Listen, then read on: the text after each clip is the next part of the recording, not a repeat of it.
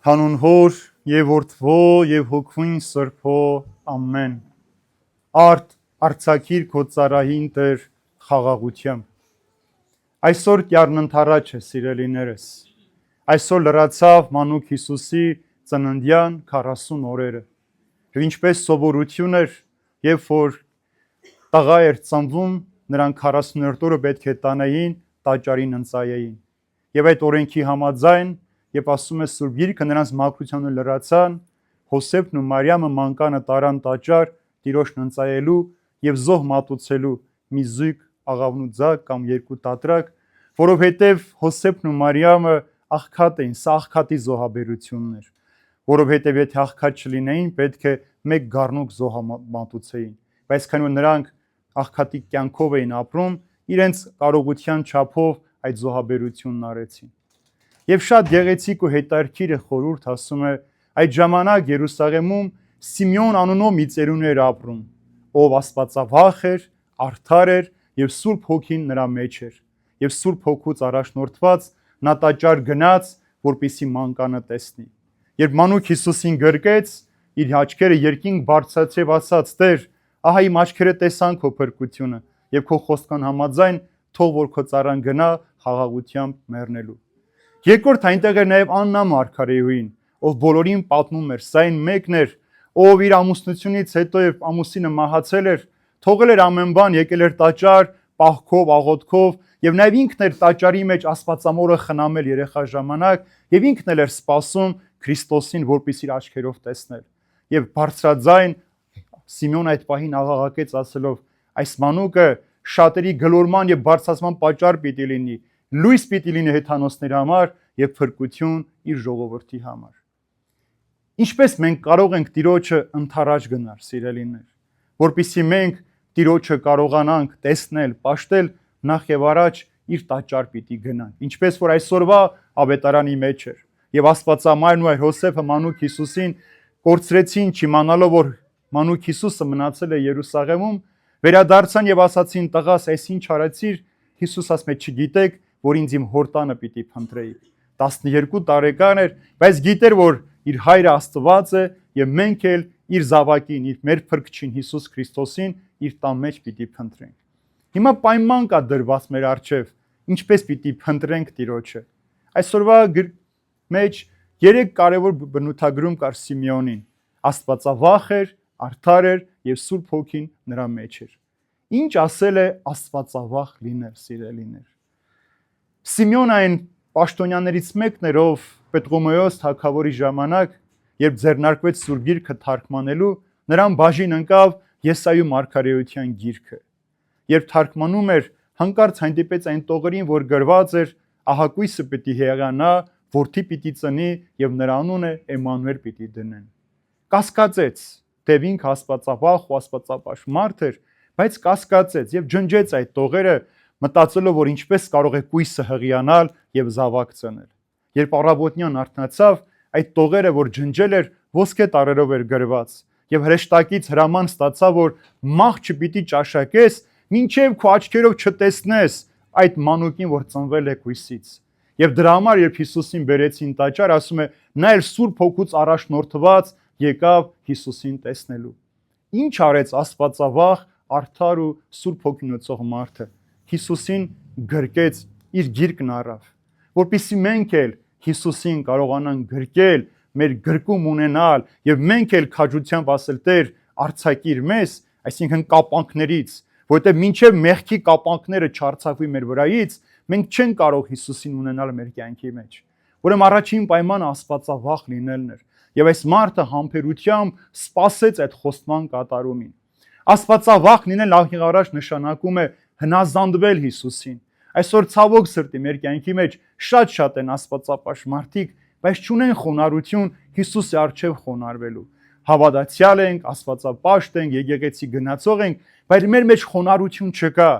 որպեսզի Աստծուն երկնքից իջեցնես քո կյանքից ներս, նախ պիտի խոնարհվես։ Մինչև չխոնարհվես Տիրոջ առջև, Տիրոջ կամքի առջև, դու չես կարող տեսնել այն լույսը, որ գալիս է քեզ լուսավորելու եւ փրկելու համար։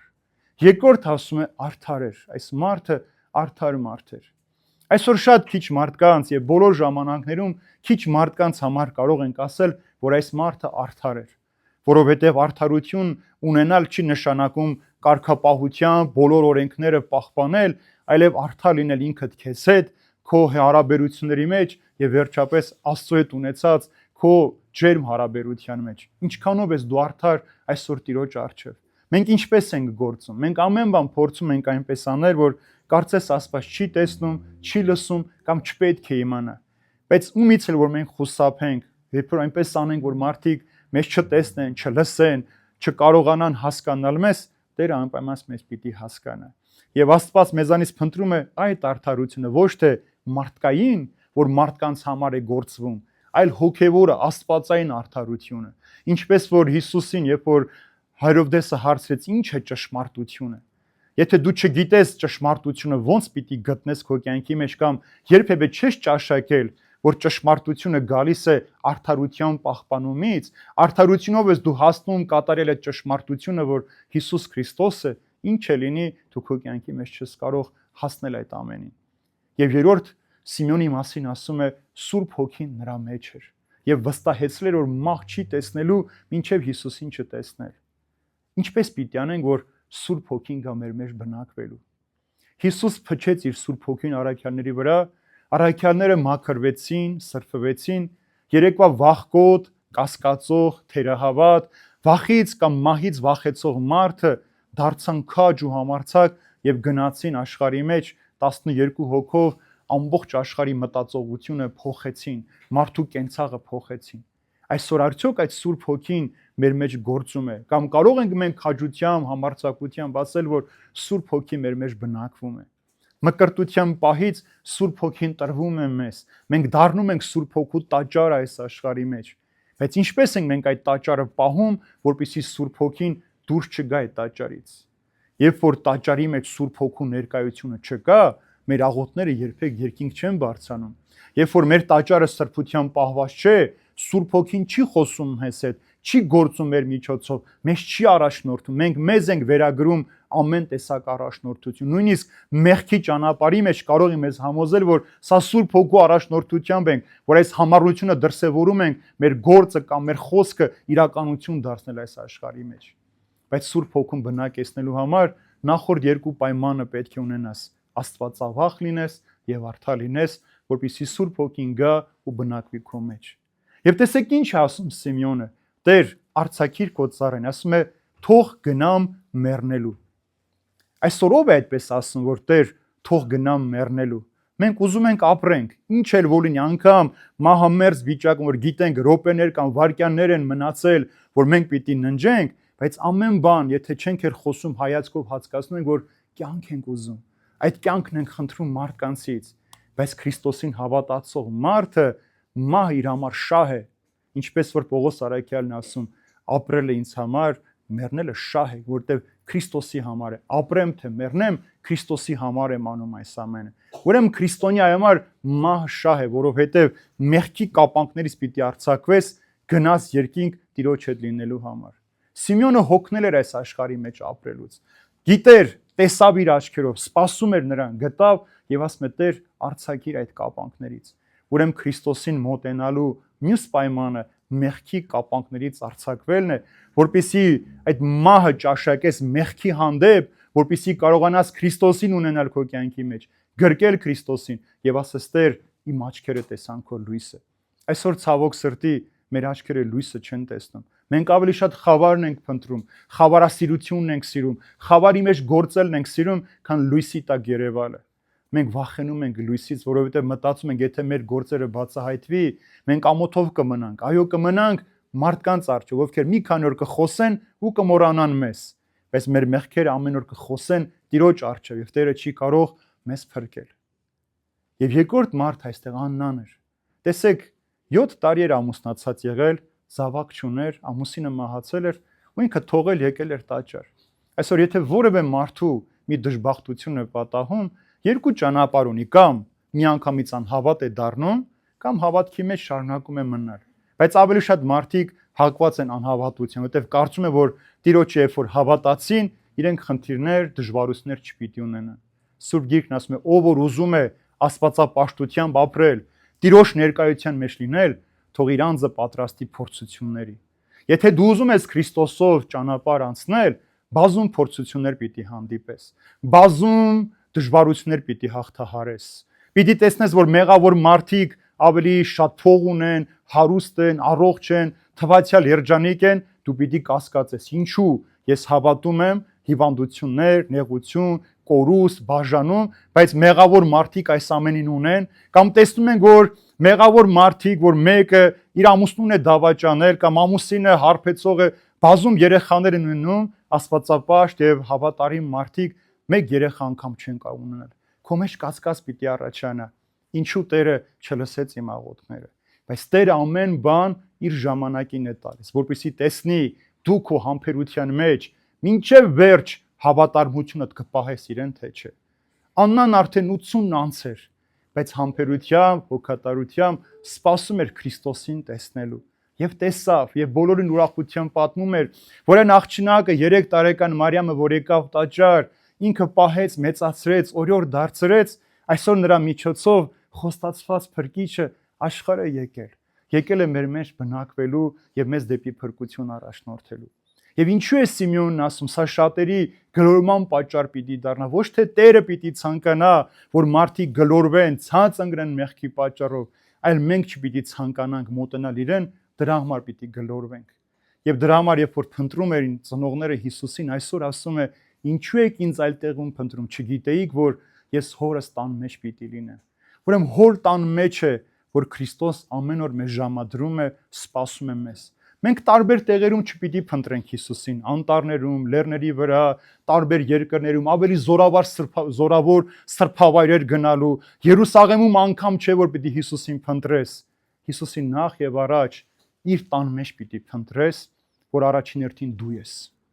Այս տան մեջ պիտի Հիսուսին փնտրես եւ հատկապես քո սրտի մեջ պիտի հասկանաս ինչքան տեղ ունի Հիսուս քո սրտի մեջ, որքան տարածություն է քո սրտի մեջ Հիսուսին պատկանում։ Եթե ամենափոքր անկյունն ես իր համար հատկացրել, այս աշխարհի մեջ միշտ պիտի փնտրես։ Մարդը ամբողջ կյանքում փնտրում է, թեև չի գտնում ոչ մի բան, բայց ինքը սովոր է փնտրելու արդարություն, ուրախություն, երջանկություն, խաղաղություն։ Մենք ամեն օր սրա փնտրտուքի մեջ ենք, բայց մինչև քո սրտի մեջ չհասկանաս, թե ում ես փնտրում, ինչի համար ես փնտրում, քո փնտրտուքը անդադար պիտի շարունակվի։ Ուրեմն քո տան մեջ, այս սրտի մեջ պիտի փնտրես, այս սրտի մեջ պիտի հասկանաս ինչու ես ուզում, որ սիրտդ Հիսուսի համար բաբախի։ Եվ տեսեք, ասում է Հիսուս հնազանդությամբ խոնարհվում էր, ծառայում էր իր ծնողներին, լսում էր ամեն բան եւ զարգանում էր Աստծո շնորհով եւ մարդկային իմաստությամբ։ Ուրեմն տեսեք, մարդ էր Հիսուս աշխարհի մեջ ապրում, Աստված լինելով հանդերձ շատ մեծ խոնարհության օրինակ էր մարդկանց։ Ինքը իբրև զավակ լինելով, իր ծնողների համար շատ խոնարհ էր, ամեն բան լռությամբ կատարում էր։ Եվ չենք տեսնում մի այլ տեղ, որ նրա ծնողները նրա համար տխրեցին։ Նրանց համար էլ էր անհասկանել այս ամեն բան։ Տեսեք, ասում է Մարիամի, ասում է քո սրտի մեջով սուր պիտի անցնի, բազում սրեր պիտի անցնեն։ Թեև գիտեր իր զավակն ով էր, բայց հասկանալի չէր, թե այս ամենը ինչի համար է կատարվում։ Մենք էլ ենք այդ վիճակում։ Շատ բաներ մեր կյանքում չենք հասկանում, չենք գիտակցում, չգիտենք, երբեմն ցավ ենք զգում, այդ ցավը մեր միջով անցնում է, բայց նպատակը մեկն է, սիրելիներ, որպեսզի Հիսուսին կարողանաս գրկել, ունենալ քո գրկի մեջ։ Ինչպես որ մենք մեր զավակին գրկում ենք, ջերմանում ենք, տաքանում ենք, համբուրում ենք, մեր կյանքի շարունակություն ենք նրա մեջ տեսնում, մեզ ենք տեսնում դրա մեջ, մենք էլ ենք ուզում այդ մանկան պես անմեղանալ, այդպես էլ Քրիստոսին պիտի քո կյանքի մեջ գրկես, որպեսզի ջերմանաս, մաքրվես, սրբանաս, որ Սուրբ Հոգին գա ու քո մեջ բնակվի եւ դու դառնաս աստվածավախ ու արդար, որպեսզի լույսը կարողանաս տեսնել։ Ուրեմն Տիրոջ ընթառաջ գնալու համար այս պայմաններն է մեր առջև, սիրելիներ։ Ոչ թե ջահը կամ մոմը պիտի վառենք, որ մեր ճանապարհը բացվի Քրիստոսին տեսնենք, մեր հավատքի ջահը պիտի վառենք, մեր խոնարհության լույսը պիտի վառենք, մեր հոգու ջերմությունը պիտի ավելի ջերմացնենք, որպեսզի Քրիստոսին տեսնես, ընթառաջ գնաս։ Քրիստոս եկավ, մանուկի պես այսպես եկավ մեր կյանքի մեջ։ Տաճարի դռները դղրդալով բացվեցին, այսինքն մեղքը, որ պատնեշ էր մարդու եւ Աստծո հարաբերության մեջ, քանդվեց, բացվեց եւ մարդու համար հասանելի դարձավ Աստված։ Մնում է որ մարդը տեսնի։ Դրա համար երբ որ Եբրայեցիների նամակի մեջ Պողոս Արաքյալը նկարագրում է նահապետների սուրբերի կյանքը, ասում է այս բոլորը ցանկացան գոնե մեկ վայրկյան տեսնել այդ օրը, բայց չհասցրեցին։ Մենք տեսանք, սիրելիներ, մենք վկայությունը լսեցինք, մենք ամեն օր սրա մասին խոսում ու քարոզում ենք, բայց դարձյալ մեր ձեռքերը դատարկ են Քրիստոսի ներկայությունից։ Մեր այս ձեռքերը զորացած չեն Քրիստոսի սիրով գործելու համար, Քրիստոսի ջերմությամբ ողորմություն անելու, թե գիտությունը, թե հարստությունը, թե փառքը, ամեն բան անցողիկ է այս աշխարհի մեջ։ Միայն սերն ու ողորմությունն է, որ փոխում է աշխարհը։ Եթե այս սերը չլիներ Աստծո, որ ցուցաբերեց մարդու հանդեպ, մարդը չէր կարող փոխվել։ Աստված ինքը մեզ ընթառաջ եկավ Հիսուսով։ Մեզ էլ սպասում է, որ մենք Հիսուսի համար ընթառաջ գնանք իրեն եւ գտնենք Տիրոջը այս երկավոր կյանքի մեջ եւ վայելենք հավիտենության մեջ։ Թող Տեր օրհնի բոլորիս, իր խաղաղության մեջ պահի, ինչպես մեր հայրերն են իմաստությամբ ասել, Սիմեոն ծերունիներ դառնանք, բայց ոչ թե տարիքով հասուն առնենք, այլ Սիմեոնի պես Սուրբ Հոգով լցված լինենք, Աստվածավախ լինենք, արդար լինենք, մաքուր լինենք, որ Տեր ասենք, արձակիր քո ծառային խաղաղությամբ։ Երբ որ գա մեր ժամը այս աշխարհից մեկնելու, մենք նույն բանն ասենք, Տեր, խաղաղությամբ ընդունիր մեզ, որ գալիս ենք քո հավիտենության մեջ ապրելու համար։ Այժմ եւ հավիտյանս հավիտենից ամեն։